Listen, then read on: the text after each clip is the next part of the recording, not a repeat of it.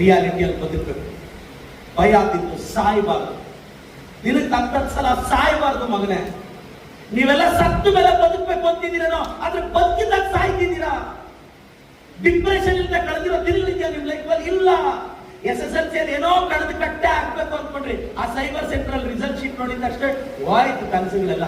ನಾನು ಏನು ಅಂತ PUC ಅಲ್ಲಿ ತೋರಿಸ್ತೀನಿ ಅಂತ ಡಿಸೈಡ್ ಮಾಡಿದ್ರಲ್ಲ, PUC ಏನಾಯ್ತು ಸರ್? ಅದು ಹೋಯ್ತಲ್ಲ. ಅದಾದ್ಮೇಲೆ ಡಿಗ್ರಿಗೆ ಬಂದ್ರಲ್ಲ, ಡಿಗ್ರಿಗೆ ಬಂದಲ್ಲ ಇಂಪ್ರೂವ್ ಮಾಡೇ ಬಂದ್ರಿ, ಅಲ್ಲೂ ಹೋಯ್ತು. ಈಗ ಕೂತಿದ್ದೀರಾ ಏನಾದ್ರು ಮಾಡ್ತೀನಿ ಅಂತ. ಎಲ್ಲ ಒಳ್ಳೇದಾಗ್ಲಿ. ಬಹಳಷ್ಟು ಜನ ನಮ್ಮ ರಿಸೋರ್ಸ್, ವಿಶೇಷವಾಗಿ ನಾನು ನಮ್ಮ ವೇದಿಕೆಯಲ್ಲಿರೋ ನಾನು ಗುರುಜಿಯವರು, ವಿನಯ್ ಗುರುಜಿಯವ್ರ ಬಗ್ಗೆ ಹೇಳಬೇಕು. ಅವರು ಕಳೆದ 3-4 ವರ್ಷದಿಂದ ಅವರ ಆಶೀರ್ವಾದ ಸತತವಾಗಿ ನನ್ನ ಮೇಲೆ ಇದೆ. ಆ ಮಟ್ಟದ ಕೆಲವು ವಿದ್ಯಾರ್ಥಿಗಳನ್ನ ಕಳಿಸಿದ್ರು ಗುರೂಜಿಯವರು. ಅಷ್ಟು ಜನ ಡಾಕ್ಟರ್ಸ್ ಆಗಿದ್ದಾರೆ ನಮ್ಮ ಅಕಾಡೆಮಿಯಲ್ಲಿ. ಗುರೂಜಿಯವರು ಹೇಳ್ತಿದ್ರು ಡಾಕ್ಟ್ರೇ ಆಗಲ್ಲ ಅನ್ಕೊಂಡಿದ್ವಿ, ಅವ್ರು ಡಾಕ್ಟರ್ ಆದ್ರು. ನನಗೆ ಗೊತ್ತಿರೋ ಪ್ರಕಾರ ನಮ್ಗೆಲ್ರಿಗೂ ಆ ಸ್ಪಾರ್ಕ್ ಇರುತ್ತೆ, ಆ ಟೈಮಲ್ಲಿ ಮಾಡಬೇಕು ಅಂತ. ನಾನು ಕರ್ನಾಟಕಕ್ಕೆ ಮೋಟಿವೇಟ್ ಮಾಡಿ ಮಾಡಿ ಮಾಡಿ ಆ ಮೋಟಿವೇಶನ್ ನನಗೆ ಅಪ್ಲೈ ಆಗಿ ನನ್ನ ಜೀವನದಲ್ಲಿ ನಾನು 2 ಸಲ ಗೆದ್ದೆ. ನನ್ನ ನಂಬ್ತಿರ ಇಲ್ಲ, 100 ಜನ ನನ್ನ ಸ್ನೇಹಿತರು ಆಗುತ್ತೇನೋ, ತಮಾಷೆನೇನೋ. ನಿಮ್ಮ ಮನೆಯಲ್ಲಿ ಪಂಚಾಯತಿ ಎಲೆಕ್ಷನ್ ಯಾರು ನಿಂತಿಲ್ಲ, ಫ್ಯಾಮಿಲಿ ಬ್ಯಾಕ್ಗ್ರೌಂಡ್ ಇಲ್ಲ, ಅಪ್ಪ ಅಮ್ಮ ಇಲ್ಲ, ನೀನು ಬಾರ್ ಪ್ಯಾನ್ ಹುಡುಗ, 1 ಲಕ್ಷ ಒಟ್ಟಿಗೆ ಒಂದು ತಮಾಷೆನೇನೋ. ಲಾಸ್ಟ್ 22 days ಹೆಂಗ್ ಬೈದ್ರು ಗೊತ್ತಾ ನನ್ನ ಸೋಷಿಯಲ್ ಮೀಡಿಯಾದಲ್ಲಿ. ಹೆಂಗ್ ನನ್ನ ಫ್ರೆಂಡ್ ಒಬ್ಬ ಕೇಳ್ದ, ಪ್ರದೀಪ್ ಸೋಲಿಸ್ಬಿಡ್ತಾರೆ, ಆಗಲ್ಲ, 1 ಲಕ್ಷ ಏನೋ ನಿನ್ ಮಾರ್ಕೆಟ್ 100 ಜನ 1000 ಜನ ಓಟ್ ಹಾಕ್ಬೋದೇನೋ, 1 ಲಕ್ಷ ಗೆದ್ರೆ ನೀನ್ ದುರಾಕ್ಷೋದಕ್ಕೆ ಹೋಗೋದು ನೋಡಿ, ಈಗಲೂ ಯೋಚನೆ ಮಾಡೋದು. ನನ್ನ ಫ್ರೆಂಡ್ ನ ಕೇಳಿದೆ, ಮಗ ನನ್ನ ಜನ ಹೊಗಳ್ತಾರೋ ತೆಗಳ್ತಾರೋ, ರಾಯಚೂರಿಂದ ಬೆಂಗಳೂರಿಗೂ ನನಗೆ ಗೊತ್ತು. ನನ್ನ ಫ್ರೆಂಡ್ ಪಕ್ಕದವ್ರಿಗೆ ಗೊತ್ತಿಲ್ಲ, ಕರ್ನಾಟಕದಲ್ಲಿ ನನ್ಗೆ ಯಾವ ಊರು ಗೊತ್ತಿಲ್ಲ, ಇಲ್ಲಿ ನಾನು ಎಲ್ಲ ಊರಿಗೂ ಗೊತ್ತು. ಧೈರ್ಯ ಮಾಡಿ ಅಕ್ಕಾಡಕ್ಕೆ ಕೇಳಿದ್ವಿ. ಆ ಗೆದ್ದಿದ್ದ ದಿನ ನನ್ಗೆ ಅನಿಸ್ತು, ಒಂದು MLA ಆಗಿ what difference we can bring. ನನಗೆ ಇವತ್ತು ಆ ಪವರ್ ನನ್ಗೆ ಅರ್ಥ ಆಗ್ತಿದೆ. ಒಂದು MLA ಎಷ್ಟೆಲ್ಲ ಚೇಂಜ್ ಮಾಡ್ಬೋದು ಅಡ್ಮಿನಿಸ್ಟ್ರೇಷನ್, ನನಗೆ ಅದು ಎಕ್ಸ್ಪೀರಿಯನ್ಸ್ ಆಗ್ತಿದೆ. ಬರ್ಬೇಕು ನಿಮ್ಮಂತ ಯಂಗ್ಸ್ಟರ್ಸ್.